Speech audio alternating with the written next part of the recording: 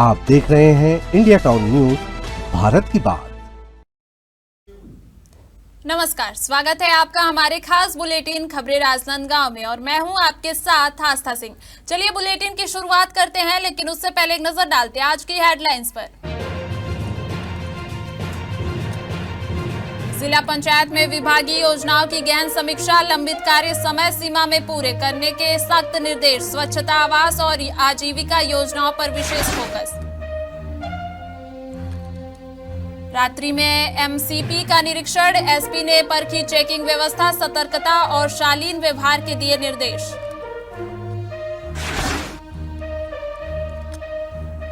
बाघ नदी पुलिस की सख्त कार्यवाही, अशांति फैलाने वाले आरोपी गिरफ्तार, प्रतिबंधात्मक धाराओं में भेजा गया जेल।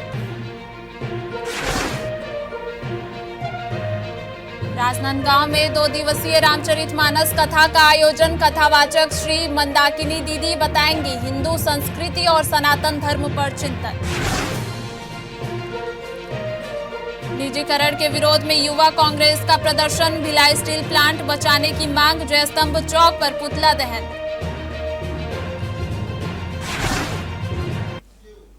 चलिए बढ़ते हैं खबरों की ओर। राजनांदगांव से खबर है, केंद्र सरकार द्वारा भिलाई स्टील प्लांट के निजीकरण के विरोध में राजनांदगांव में युवा कांग्रेस ने जयस्तंभ चौक पर प्रधानमंत्री नरेंद्र मोदी का पुतला दहन किया।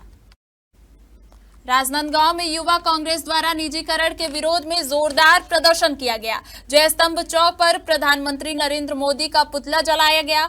पुलिस ने पानी का उपयोग करके पुतला बुझाने की कोशिश की, लेकिन युवाओं ने घेरा बनाकर विरोध जारी रखा। मीडिया बाइट के दौरान अभिमन्यु मिश्रा ने बताया कि देश भर की संस्थाओं को निजी हाथों में सौंपा जा रहा है। हंसदेव से लेकर तमनार, सेक्टर 9 हॉस्पिटल से लेकर मैत्री बाग तक निजीकरण की ओर अग्रसर है। भिलाई विधायक देवेंद्र यादव इस मुद्दे पर 5 दिन से अनशन पर हैं। आज के पुतला दहन के माध्यम से युवा कांग्रेस ने इस निजीकरण के विरोध में स्पष्ट संदेश दिया। युवा कांग्रेस अध्यक्ष गुरुवेज सिंह माखीजा ने कहा कि नेहरू जी द्वारा बसाया गया भिलाई अब निजी हाथों में दिया जा रहा है, इसलिए युवा कांग्रेस ने केंद्र सरकार के इस फैसले के खिलाफ प्रधानमंत्री का पुतला जलाया। आज राजनांदगांव युवक कांग्रेस शहर द्वारा नरेंद्र मोदी जी का पुतला जलाया गया। नेहरू जी द्वारा बसाया गया भिलाई आज निजी हाथों में दिया जा रहा है, जिसके विरोध में आज युवा कांग्रेस ने नरेंद्र मोदी का पुतला दहन किया। देखिए, आज युवा कांग्रेस साथियों के द्वारा पुतला जलाया गया प्रधानमंत्री का, उसमें हम सब साथ थे। जो निजीकरण हो रहा है देश भर का और निजी हाथों में देश भर की जो संस्थाएं, सरकारी संस्थाएं, उनको दिया जा रहा है, उसके विरोध में हमारे प्रदर्शन था। क्योंकि इसकी आंच अब छत्तीसगढ़ तक ही पहुंच चुकी है। आपने देखा होगा, नंदराज पर्वत से लेकर हसदेव से लेकर तमनार, ये सारे के सारे जो है निजी हाथों में चले गए हैं। अब जो है बीएसपी और सेक्टर 9 हॉस्पिटल से लेकर के आपका जो मैत्री बाग है, ये सब भी प्राइवेटाइज होने की ओर है, जिसको लेकर के हमारे युवा विधायक देवेंद्र यादव जी भिलाई में 5 दिन से अनशन पे बैठे हुए हैं। तो उनके सहयोग में और नरेंद्र मोदी जी की ये जो निजीकरण की नीति के विरोध में आज युवा कांग्रेस ने जो पुतला दहन किया है और लगातार इस निजीकरण के विरोध में आगे भी लड़ाई जारी है। राजनांदगांव में पुलिस प्रशासन से जुड़ी अहम खबर है। जिले में कानून व्यवस्था को मजबूत बनाए रखने के उद्देश्य से पुलिस अधीक्षक अंकिता शर्मा ने रात्रि के समय शहर में लगाए गए मल्टी चेक पोस्ट का औचक निरीक्षण किया और ड्यूटी पर तैनात पुलिसकर्मियों को आवश्यक दिशा निर्देश दिए।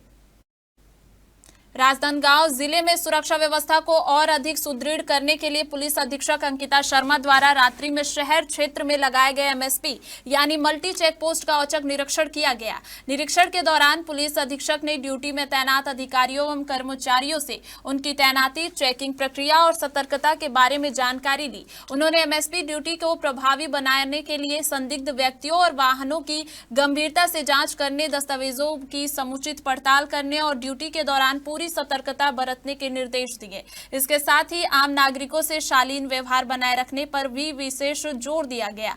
पुलिस अधीक्षक ने कहा कि कानून व्यवस्था बनाए रखना पुलिस की सर्वोच्च प्राथमिकता है और ड्यूटी के दौरान किसी भी प्रकार की लापरवाही बर्दाश्त नहीं की जाएगी। निरीक्षण के दौरान संबंधित थाना प्रभारी एवं अन्य वरिष्ठ अधिकारी भी मौजूद रहे।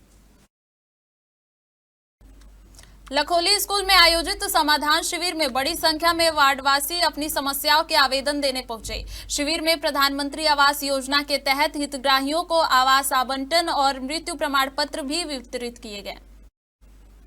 शासन के निर्देशानुसार नागरिकों की समस्याओं के समाधान के लिए नगर निगम राजनांदगांव द्वारा वार्डवार समाधान शिविर आयोजित किया जा रहा है।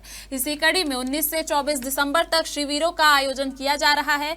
आज लखोली स्कूल में 7 वार्डों के लिए समाधान शिविर लगाया गया, जिसमें बड़ी संख्या में वार्डवासी पहुंचे। शिविर की प्रमुख उपलब्धि प्रधानमंत्री आवास योजना के अंतर्गत 7 हितग्राहियों को आवास का आवंटन रही। लॉटरी पद्धति से मोहारा के 4, रेवाडीह के 2 और लखोली के 1 हितग्राही को आवास आवंटित किया गया। वर्षों से किराए के मकान में रह रहे इन हितग्राहियों को अपने घर में रहने का सपना पूरा हुआ। इसके अलावा शिविर में 2 मृतकों के मृत्यु प्रमाण पत्र वितरित किए गए। कुल 59 आवेदन प्राप्त हुए, जिनमें राशन कार्ड, श्रमिक कार्ड, पेंशन, पानी, सफाई और विद्युत से संबंधित आवेदन शामिल हैं। नगर निगम ने सभी आवेदनों के शीघ्र निराकरण का आश्वासन दिया है। जिला पंचायत खैरागढ़ छुई खदान गंडई में मुख्य कार्यपालन अधिकारी प्रेम कुमार पटेल की अध्यक्षता में कलेक्टर टीएल बैठक के पश्चात विभागीय योजनाओं की विस्तृत समीक्षा बैठक आयोजित की गई। बैठक में विभिन्न विभागों और शाखाओं के अंतर्गत लंबित एवं महत्वपूर्ण कार्यों की बिंदुवार समीक्षा की गई और सभी कार्य तय समय सीमा में अनिवार्य रूप से पूर्ण करने के सख्त निर्देश दिए गए। बैठक में पंचायत शाखा, NRLM, जनमन आवास, स्वच्छ भारत मिशन, जल शक्ति अभियान, आजीविका आवास योजना और अन्य विभागों से जुड़े कार्यों की विस्तार से समीक्षा की गई। ग्राम सभा आयोजन, ई स्वराज और युक्त धारा पोर्टल में प्रविष्टि, मजदूरी भुगतान, जल संरक्षण, डबरी निर्माण, शौचालय निर्माण, जियो टैगिंग, यूजर चार्ज संग्रहण जैसे विषयों पर विशेष जोर दिया गया। वहीं जनमन और प्रधानमंत्री आवास योजनाओं के तहत आवास पूर्णता बढ़ाने और लंबित आवास शीघ्र पूर्ण करने के निर्देश भी दिए गए। मुख्य कार्यपालन अधिकारी प्रेम कुमार पटेल ने स्पष्ट किया है कि टीएल में शामिल सभी मामलों की रिपोर्ट 1 दिन पूर्व शाम तक प्रस्तुत की जाए। किसी भी स्तर पर लापरवाही बर्दाश्त नहीं की जाएगी। बैठक में उप संचालक पंचायत, जनपद पंचायतों के मुख्य कार्यपालन अधिकारी और सभी शाखा प्रभारी मौजूद रहे। वक्त हो चुका है एक छोटे से ब्रेक का। बने रहिए इंडिया टाउन न्यूज के साथ। कभी कभी चेहरे का छुपा दर्द दुनिया नहीं देख पाती है। दाग, मुहासे, झाइयां सब आपके आत्मविश्वास को कम कर देता है, पर अब नहीं, क्योंकि Rukhsana glow and fair face pack जो दे आपकी स्किन को वो प्यार जो सिर्फ प्रकृति दे सकती है। हर लेयर को साफ करे, हर दाग को करे हल्का और आपकी मुस्कान फिर से लौटाए। Because you deserve to glow naturally. Rukhsana herbal beauty product Amazon, Meesho और फ्लिपकार्ट में भी उपलब्ध। अमीन मोटर्स उड़ान ई रिक्शा छत्तीसगढ़ का नंबर 1 ई रिक्शा शोरूम, जहां आपको सभी प्रकार के ई रिक्शा के वैरायटीज उपलब्ध मिलेंगे। हमारा ई रिक्शा काफी मजबूत है और ये सालों साल चलता है, तो आज ही घर ले आइए आरटीओ इंश्योरेंस के साथ। हमारा पता है अमीन मोटर्स, प्यारेलाल चौक, GE रोड, न्यायालय के पास, राजनांदगांव। 9827174038 7724047008।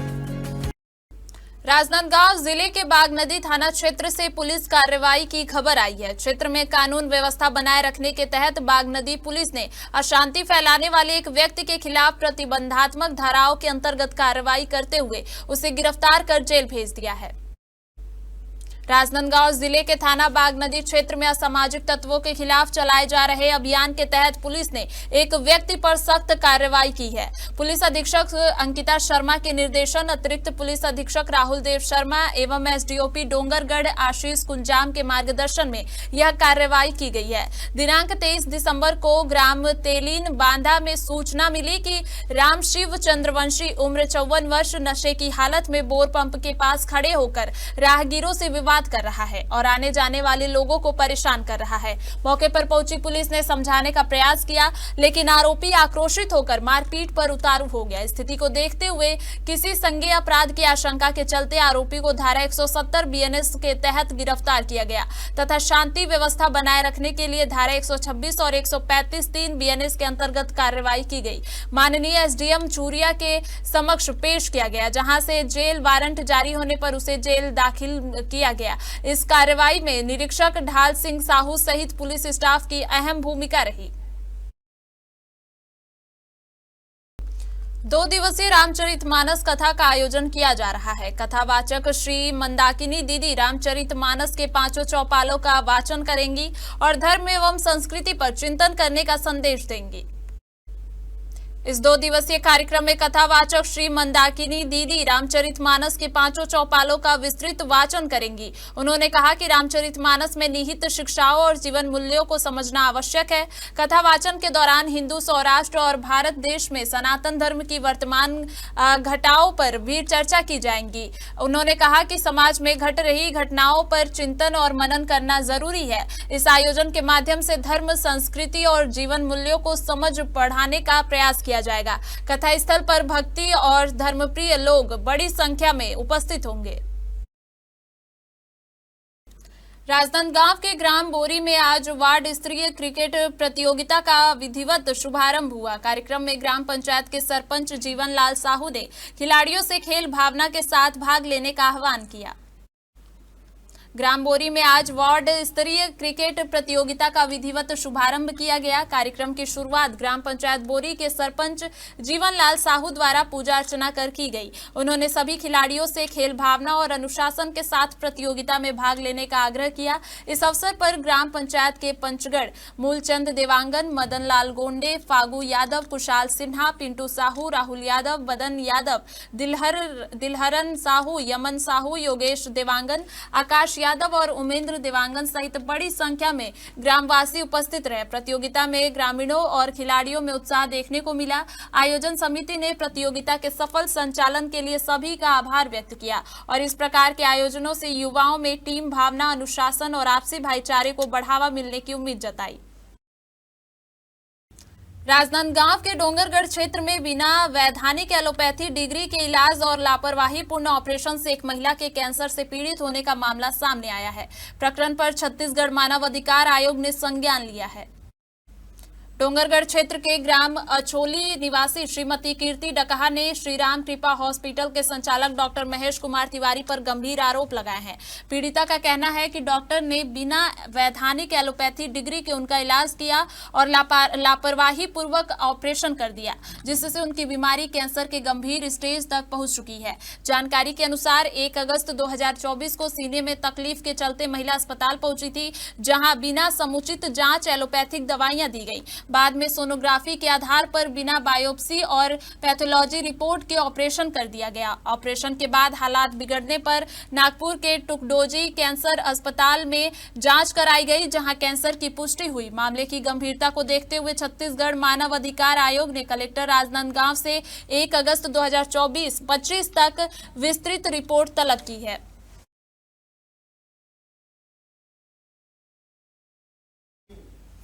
हमारे खबरें राजनांदगांव के बुलेटिन में फिलहाल इतना ही। देखते रहिए इंडिया टाउन न्यूज, भारत की बात। नमस्कार। आप देख रहे हैं इंडिया टाउन न्यूज, भारत की बात।